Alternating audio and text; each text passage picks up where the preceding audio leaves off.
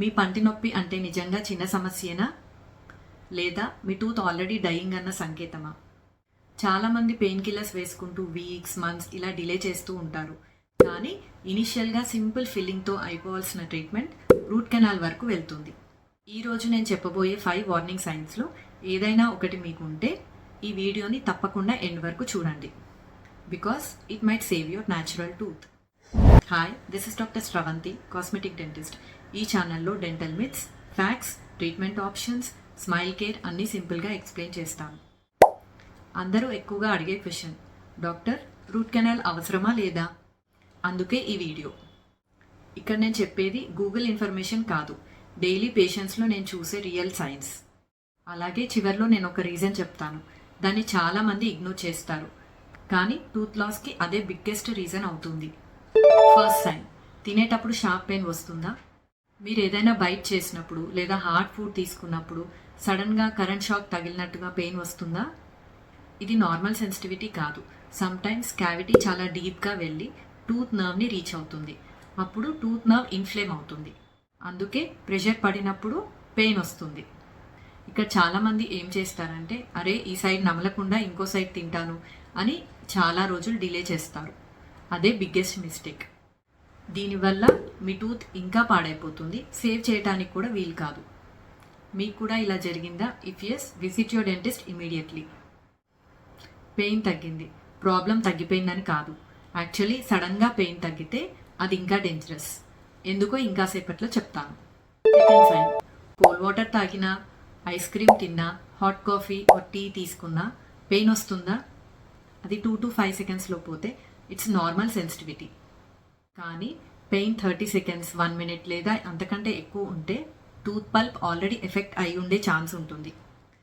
ఈ స్టేజ్లో treatment delay చేస్తే ఇన్ఫెక్షన్ రూట్ వరకు వెళ్ళే ఛాన్స్ ఉంటుంది.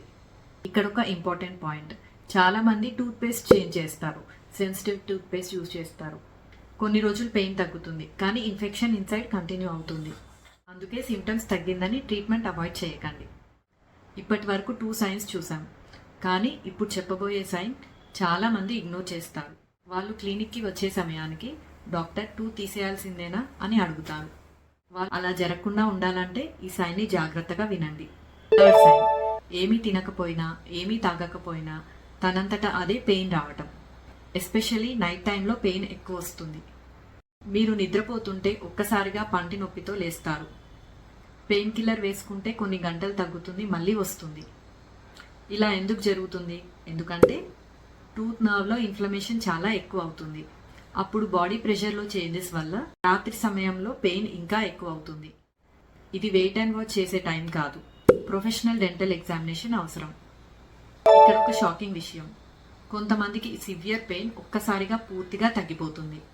వాళ్ళు అబ్బా పంటి నొప్పి తగ్గిపోయిందే అనుకుంటారు, కానీ నిజానికి అది మంచి సైన్ కాదు. ఎందుకో ఇంకొంచెం సేపట్లో చెప్తాను. ఫోర్త్ సైన్, మీ పంటి దగ్గర లేదా చిగుర్ల పైన ఒక చిన్న పింపుల్ లాగా కనిపిస్తుందా, లేదా అక్కడ నుంచి పస్ లాగా రావటం కనిపిస్తుందా? చాలామంది అది వేడి చేసిందని, విటమిన్ డెఫిషియన్సీ అని, నార్మల్ అల్సర్ అని ఇగ్నోర్ చేస్తారు. కానీ చాలా సందర్భాల్లో అది టూత్ రూట్ ఇన్ఫెక్షన్ బయటకి డ్రైనేజ్ అవుతున్న వే కావచ్చు. అంటే అప్పటికే ఇన్ఫెక్షన్ టూత్ రూట్ వరకు వెళ్ళే అవకాశం ఉంది. ఇలాంటి సిచ్యువేషన్స్లో కేవలం టాబ్లెట్స్తో సమస్య పూర్తిగా పోదు. సోర్స్ ఆఫ్ ఇన్ఫెక్షన్ని ట్రీట్ చేయాలి. ఒక పేషెంట్ మా క్లినిక్కి వచ్చారు. డాక్టర్ పెయిన్ లేదు, కానీ ఈ చిన్న బబుల్ మాత్రమే ఉంది అని చెప్పాడు. ఎక్స్రే తీసిన తర్వాత ఆ టూత్కి రూట్ వరకు ఇన్ఫెక్షన్ వెళ్ళిందని తెలిసింది. లక్కీలీ టైంకి వచ్చారు కాబట్టి మేము టూత్ని సేవ్ చేయగలిగాం. ఇప్పటి వరకు 4 సైన్స్ చూసాం, కానీ ఇప్పుడు చెప్పబోయే 5th సైన్ చాలా డేంజరస్. ఎందుకంటే టూత్ పెయిన్ లేకపోయినా రూట్ కెనాల్ అవసరమయ్యే సిచ్యువేషన్ వస్తుంది. మీకు కొన్ని రోజులుగా చాలా సివియర్ టూత్ పెయిన్ ఉంది. ఒకరోజు ఒక్కసారిగా పెయిన్ పూర్తిగా తగ్గిపోయింది. మీరు అనుకుంటారు గ్రేట్, మెడిసిన్ చాలా బాగా పనిచేసిందని. కానీ కొన్ని సందర్భాల్లో అది టూత్ లోపల ఉన్న నర్వ్ డ్యామేజ్ అయిందని వార్నింగ్ కావచ్చు. పెయిన్ తగ్గింది, కానీ ఇన్ఫెక్షన్ రూట్ దగ్గర కంటిన్యూ అవుతుంది. కొన్ని వారాల తర్వాత గమ్ స్వెల్లింగ్ రావచ్చు, పస్ రావచ్చు, అండ్ టూత్కి ఇన్ఫెక్షన్ ఇంకా స్ప్రెడ్ అవ్వచ్చు. అందుకే పెయిన్ లేకపోయినా టూత్ హెల్దీగా ఉందని అజ్యూమ్ చేయకండి. నిర్ణయం తీసుకోవడం కంటే ఎగ్జామినేషన్ అండ్ ఎక్స్రేస్ చాలా ముఖ్యమైనవి. ఇప్పటి వరకు రూట్ కెనాల్ అవసరం పడే 5 వార్నింగ్ సైన్స్ గురించి మాట్లాడుకున్నాం. కానీ ఇంకో ముఖ్యమైన విషయం చెప్పాలి. చాలామంది రూట్ కెనాల్ అంటే క్యావిటీ వల్ల మాత్రమే అవసరం పడుతుందని అనుకుంటారు. కానీ అది నిజం కాదు. ఒకవేళ కింద పడి పంటికి బాగా దెబ్బ తగిలినా, లేదా స్పోర్ట్స్ ఇంజురీలో టీత్కి ఇంజురీ అయినా, లేదా హార్డ్ ఆబ్జెక్ట్ ఎప్పుడైనా బైట్ చేసినప్పుడు టూత్ క్రాక్ అయినా, లేదా పన్ను విరిగిపోయినా పంటి లోపల ఉన్న నర్వ్కి డ్యామేజ్ అయ్యే ఛాన్స్ ఉంటుంది. కొన్నిసార్లు వెంటనే పెయిన్ వస్తుంది, కానీ చాలా సందర్భాల్లో పెయిన్ ఉండదు. కొన్ని వారాల తర్వాత లేదా కొన్ని నెలల తర్వాత ఆ టూత్ గ్రే ఆర్ బ్రౌన్ కలర్గా మారొచ్చు. అలాంటి పరిస్థితుల్లో డెంటల్ ఎగ్జామినేషన్ చేసి ఎక్స్రే తీసి రూట్ కెనాల్ అవసరం అయితే రికమెండ్ చేస్తారు. అందుకే టూత్కి ఇంజురీ అయినప్పుడు పెయిన్ లేకపోయినా డెంటల్ ఎగ్జామినేషన్ చేయించుకోవడం చాలా ముఖ్యం.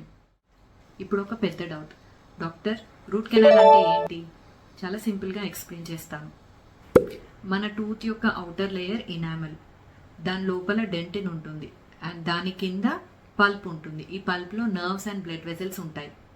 డీప్ క్యావిటీ, క్రాక్ లేదా ఏదైనా ఇంజురీ అయినప్పుడు ఆ పల్ప్ ఇన్ఫెక్ట్ అవ్వచ్చు. అప్పుడు రూట్ కెనాల్ అవసరం పడుతుంది. రూట్ కెనాల్లో ఇన్ఫెక్టెడ్ పల్ప్ని రిమూవ్ చేసి టూత్ని క్లీన్ చేసి స్పెషల్ మెటీరియల్స్తో ఫిల్ చేస్తాం. తర్వాత అవసరం పడితే క్రౌన్ పెట్టి టూత్ని ప్రొటెక్ట్ చేస్తాం. గోల్ ఏంటంటే మీ పన్ను తీసేయడం కాదు, న్యాచురల్ టూత్ని సేవ్ చేయడం. ఇప్పుడు కొన్ని మిత్స్ అండ్ ఫ్యాక్ట్స్ గురించి మాట్లాడుకుందాం. ఫస్ట్ మిత్, రూట్ కెనాల్ చాలా పెయిన్ఫుల్.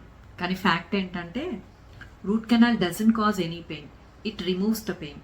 ఎందుకంటే ట్రీట్మెంట్ స్టార్ట్ చేసే ముందు మనం లోకల్ అనెస్థీషియా ఇస్తాం, కాబట్టి ప్రొసీజర్ టైంలో షార్ప్ పెయిన్ ఉండదు.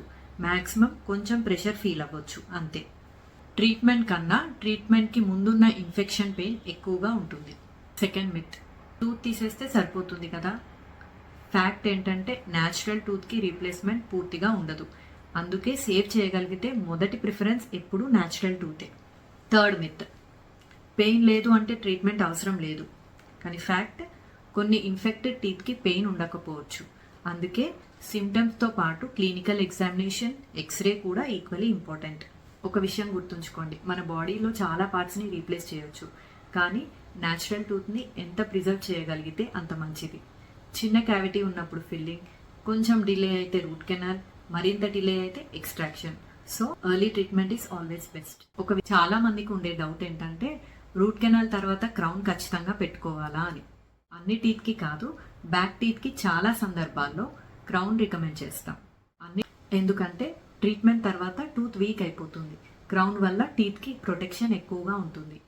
మరి ఈరోజు మనం చూసిన 5 వార్నింగ్ సైన్స్ ఏంటంటే తినేటప్పుడు షార్ప్ పెయిన్ రావటం, హాట్ లేదా కోల్డ్ తీసుకున్నప్పుడు పెయిన్ ఎక్కువసేపు ఉండటం, ఏమీ చేయకపోయినా నైట్ పెయిన్ రావటం, పైన స్వెల్లింగ్ లేదా చిన్న పింపుల్ కనిపించడం, పెయిన్ ఒక్కసారిగా పూర్తిగా తగ్గిపోవడం, లాస్ట్ కింద పడినప్పుడు టూత్కి దెబ్బ తగలడం లేదా టూత్ విరిగిపోవడం.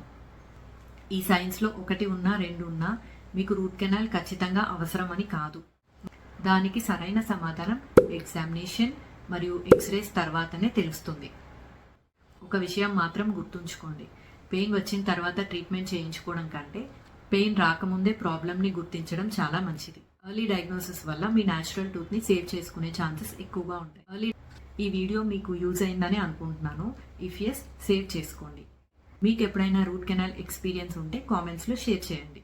I'm doctor Sravanthi. మళ్ళీ ఇంకో యూస్ఫుల్ డెంటల్ వీడియోలో కలుద్దాం. Until then keep smiling. Bye.